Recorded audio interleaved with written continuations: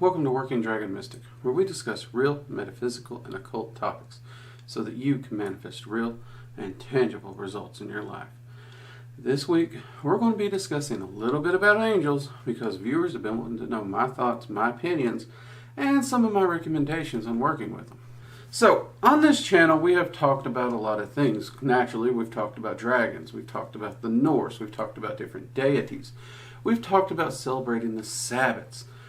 We've talked about the science of magic and the religion of magic and how the two are very separate and you don't require both. You could take one path or the other, or you could blend them.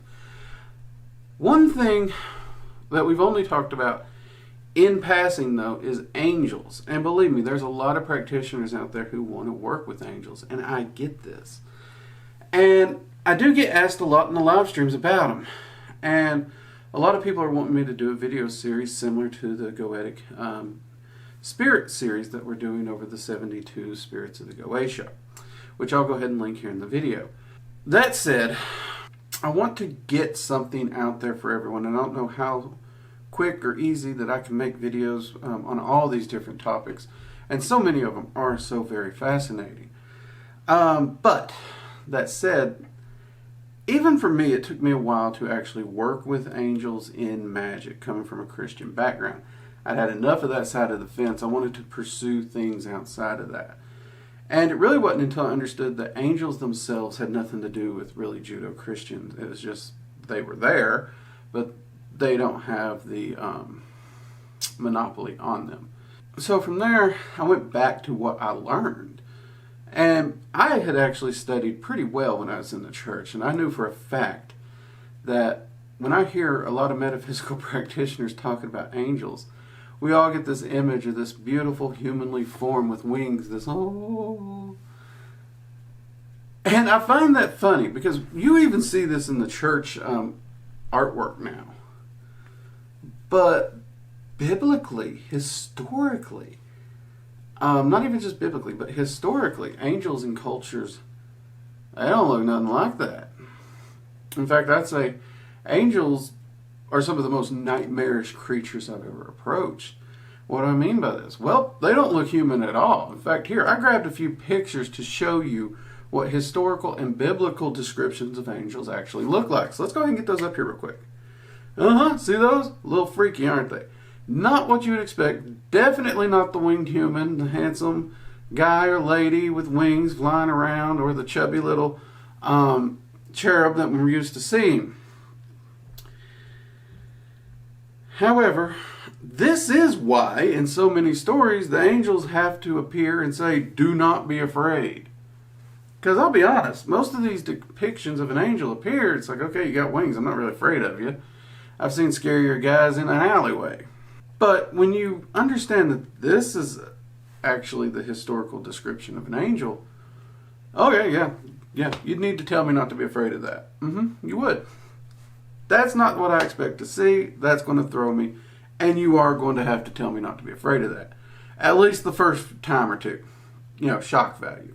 Now, with that said, however, working with angels, in my experience, is definitely far from the perfectly comfortable, perfectly safe, love and light, higher vibration concept that everyone thinks it is. In fact, for me personally, I actually find working with angels to be you should be a bit more cautious. I think when working with angels, the concept of be careful what you ask for really does come up quite well. A lot of people want to associate that terminology with spirits and demons, which again, I'll reiterate, demons and angels are technically the same entities. A lot of people disagree, and that's cool. But when you are working with an angel, this warning should be very much in place. Because angels work with a broad stroke, a very broad brush. They do not use laser precision. They work with a very broad brush. So when you ask them to do something, it's going to be on a broad spectrum. And because of that, getting that exact ideal down can be very, very tricky. And this means that when working with them, they'll come along and they'll work and help you to achieve your goal in very life-changing ways. Ways that are likely to change your entire situation. They're not an entity you'd call up on for just like a little extra money. there's other far easier workings, even if it's just spell work, to just get a little quick extra money. No, an angel's going to change your entire financial situation on a broad scale. Up to and including you could have to pack your bags, move states to get a new job. And it's not something that you get an option on. Because if the angel opens the door and you choose not to take it, that's your fault. They did their part. You didn't do your part. The failure for it to manifest is on you. And they are very sticklers for this. Now, that's not to say you can't reapproach them and try again and hope you see the door. More times than not, when something don't manifest, it's the magician not seeing the door or not willing to do the work and take the door that holds us back. And the entities, they're not going to blame themselves. They're actually going to look at you and like, I opened the door, you didn't walk through it, that's your fault. And angels are number one in this category. They really are. That's not to say I don't enjoy working with them, because I do. Now here's the thing though. When you are working with angels, there are so many different systems and so many different viewpoints, because these are entities that come from so many different cultures. And since the systems usually follow the religious political restrictions of the times, those systems constantly change and constantly get swapped up, and have also largely tried to separate themselves from other systems like the Goetia. They don't want to resemble them at all. So because of this, when we are working with angels or sigils or symbols of angels, it gets really tricky. Some people use the Latin alphabet. Some people use the Hebrew alphabet. Some people use no alphabet. Some people produce their sigils on the rose cross from ceremonial magic. Some people don't.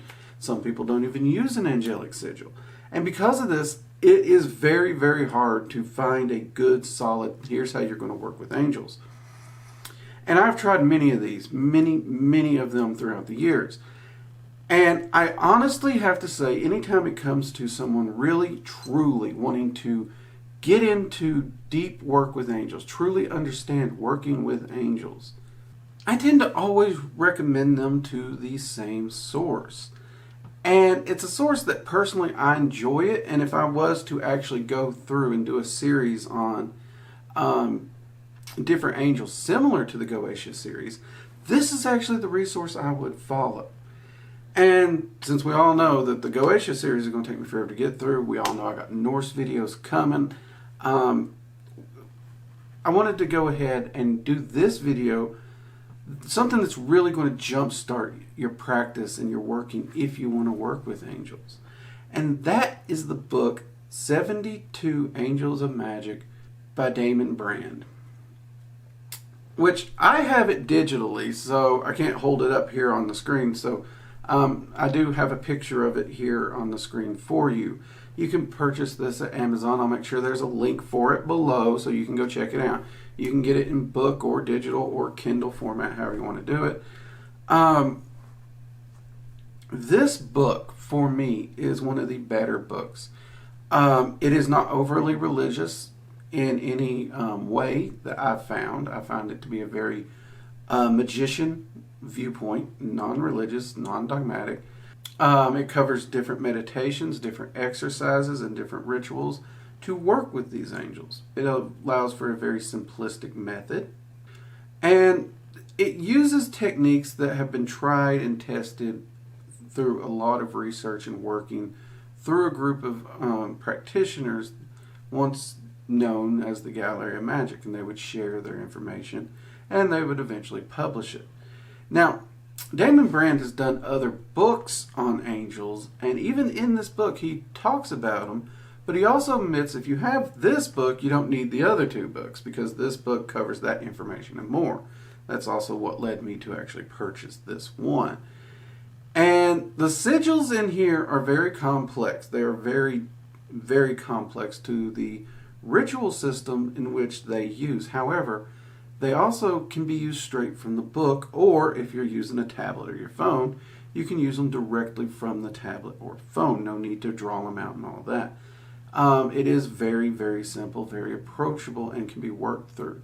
And he does a great job of explaining the different things, how to utilize them, how to do the meditations, and how to do the starter rituals. There's even a talisman that goes with it that is included that can be printed out or photocopied. I think there's even a link for it on the digital book, so you can go to the website and print it. It's so accessible. But they make it very accessible to the beginner who's actually wanting to learn about magic. And to me, I actually do find this book to be one of the better ones. Now, here's the one thing some people might not like about this. If you are wanting to move in and work with what you view as classical guardian angels, Michael, Raphael, Gabriel, Ariel, those kinds of things, you're not really going to find them in this book. This book deals with the angels of the Shemhapharash. I'll put that up here. I can't pronounce it. But there's a lot of fascinating lore. And, you know, you can go online and research these entities more in depth, which actually these are some of the angels that I would want to do lore on. When I do get around to being able to do more lore videos on angels specifically. Because we all know who Archangel Michael is. We know who Archangel Raphael is. We know these things. I mean, even if you don't really study, everyone's heard these names at one point in time almost. And I think other entities and other angels should really get a bit of spotlight. And I think that's a good thing. In fact, I'm actually wanting to do a video at some point on the hierarchy or the rankings of angels. A lot of people want to think archangels are at the top of the rankings. They're actually not. They're not the lowest. They're like one above the lowest ranking. And there's a lot of several rankings above them. So there is a lot of misunderstanding around angels. And a lot of it is due to media or movies or just publications. We want to present them as these kindly, approachable, helpful guardian angel concepts. But when you really dive into them, there's a lot more to them, a lot more depth, a lot more complexity. And I think for me, that's one of the most amazing things about these entities. And when I do work with them, I try to dive in and truly get to know the entity as it is, not the entity as, I don't know, some of the artistic angel decks or whatever is going to try and paint this kind, lovable face that is more of a mask. It's not the true entity. But if you are genuinely interested in working with angels, I highly recommend 72 Angels of Magick by Damon Brand. It is a magnificent book. And he does go a lot into there. And he does talk about how angels paint with that broad stroke.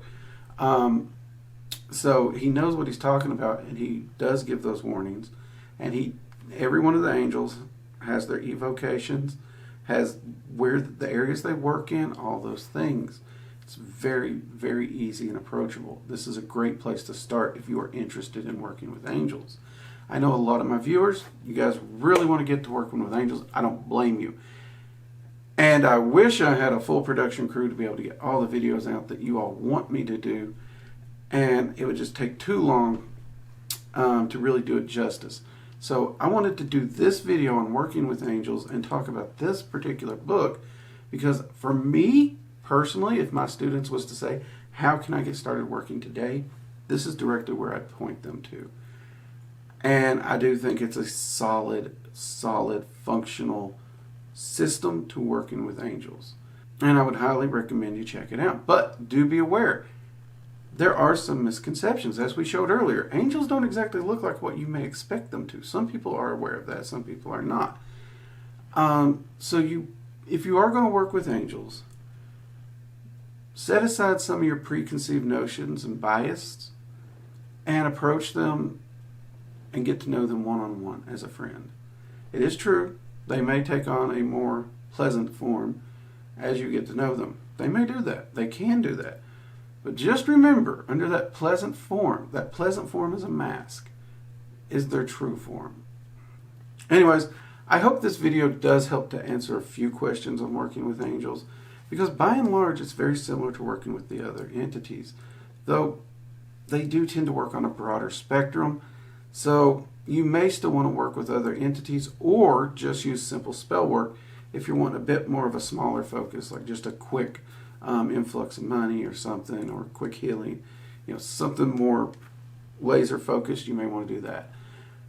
There are times, and I admit this, where you do approach an angel, and whatever it is you're trying to get, the broader focus isn't actually going to be the ideal focus. And in those cases, they'll step in. But regardless of whether you want them to step in or not, if the angel determines the larger, broader view is the better approach, they're not going to take your advice. They're just going to broadly paint that and change it accordingly. So be aware of that. Anyways, I will try to talk more about some angels and stuff on here if I can get the time to do the videos. Lord knows we got a lot going on. But until then, I hope that this video and perhaps this book will actually jumpstart you into your practice and getting to work with these amazingly interesting entities. Until next time, I'm Drake, and this has been Working Dragon Mystic. Take care. Bye-bye.